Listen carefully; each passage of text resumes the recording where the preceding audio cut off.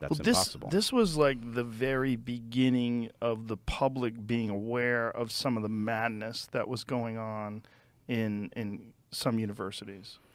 Well, I think there are a number of things that are true about it. One is the protesters at Evergreen were foolish enough to film everything they did, and they uploaded it first to Facebook and then an account called Not My Fault 1, I believe, transported it over to YouTube. And when people saw how absurd it was, it made it much harder to deny that something had gone very wrong. Now, of course, the response at that point was, well, that's Evergreen.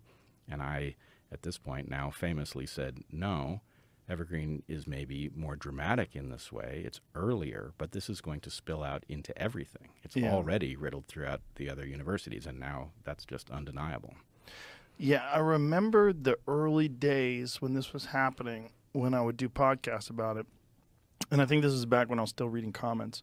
And one of the comments was, why would you care about what's happening in these universities? Like, this has literally no bearing on you.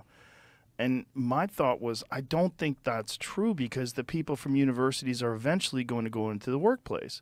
And if this ideology is so radically different than anything I experienced when I was in my early 20s, like there's a shift in the culture that seemed to be a groupthink shift that was forcing people to accept these crazy ideas, and that this is going to have some spillover. And now we know that that's 100% true. Like, Jordan was ringing the alarm for this a long time ago, and I'm sure you're aware of what's happening to him now. I am aware that something new is happening to him in the last couple of days, but I have not caught up to it. I don't know if he wants me to discuss this publicly, so I'm going to hold off and wait until he does, because I believe he's addressing it publicly. Has he addressed this on his? See if he go to his Twitter page, see if he said anything. But I'm having a Wi-Fi issue at the moment.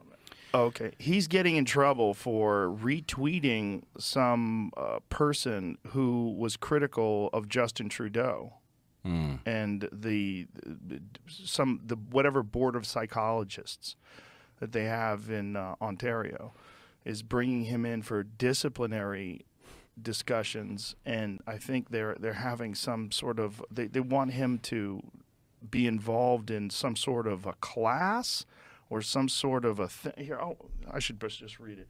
And if I don't get, I'll contact him. If I don't get his permission, I'll delete this aspect of it. But so here's what it says. It says the College of Psychologists of Ontario, the government-mandated Professional College of Psychologists, has disciplined me and is threatening my clinical psychology license for retweeting the Conservative Party leader Pierre Poilievre, how do you say his name? Not sure. Not sure. Criticizing Justin Trudeau, the chief of staff Gerald Butts, someone named Jacinda Ardern, and an Ottawa city councillor. He is required to participate in mandatory social media communication retraining. It says to modify my objectionable behavior, which I absolutely refuse to do. So they'll go to the next step, which would be an in-person disciplinary hearing, with my license on the line. I'm going to make all this public this week. If you're interested, take a look. Canada has given over to the commissars, something I thought I'd never see in my lifetime. Happy New Year. Well, I can't say I'm terribly surprised. Ultimately, anybody who remains inside an institution is going to be up against disciplinary hearings if they insist on seeing reality and discussing it. But the term retraining, I'll read it again because it sounds so bonkers that someone would think that this is a good idea. This term is so crazy that he is going to have to participate in mandatory social media communication retraining. Social media communication retraining. Like, you have to do it the way I do it. You have to do it the way other people that we have decided the way you communicate is not proper. We don't agree. You're retweeting people who are critical or criticizing the government, and we don't agree with that. So we're going to retrain you how to communicate on social media, and this is mandatory. You have to do it, and then you're going to have to adhere, right? Because if you do it, if you go through the retraining and then you don't adhere, well, then it doesn't count. Like, you have to be a different person. Yeah, I mean, I am simultaneously shocked. Myself from 10 years ago is absolutely shocked. Yeah. Myself that has lived up to this point through the last 5 years is not shocked. At all. No.